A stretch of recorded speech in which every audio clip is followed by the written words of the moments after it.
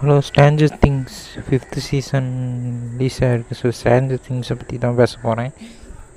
Stranger things first பார்க்கும்போது ஒரு மாயாஜாலமான animation பாருங்க, மாயாஜாலமான ஒரு சீரீஸ்ன்னு தான் நினச்சேன். அதே மாதிரி இருந்துச்சு.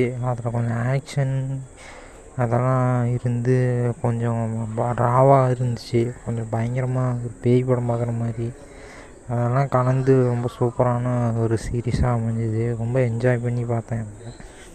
முதல்ல நம்ம பேச போகிறது அந்த மாயாஜால அந்த மந்திர சக்தி உள்ள ஒரு பொண்ணு. அந்த பொண்ணு வந்து திடீர்னு வந்து ஊருக்குள்ளே வந்துடுவா. யார் என்னன்னே தெரியாது. அதுக்கப்புறம் தான் தெரியுது வேற ஒரு உலகத்துக்குள்ளேருந்து வெளியே வந்த ஒரு பொண்ணுன்னு சொல்லலாம். ஒரு மாயாஜாலம் நிறைஞ்ச இவங்களெல்லாம் ஒரு மந்திர சக்தி நிறைஞ்ச குழந்தைங்களெல்லாம், அதிசய குழந்தைங்களெல்லாம் அடைச்சி காப்பாற்றிட்டு வர்ற ஒரு இடத்துலேருந்து அந்த ஒரு பொண்ணு சொல்லலாம்.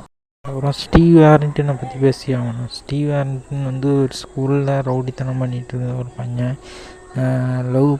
லவ் ஃபெயிலியர் ஆகி அதுக்கப்புறம் பார்த்திங்கன்னா கொஞ்சம் கொஞ்சமாக நம்ம பண்ணுறது தப்பை உணர்ந்து திருந்தி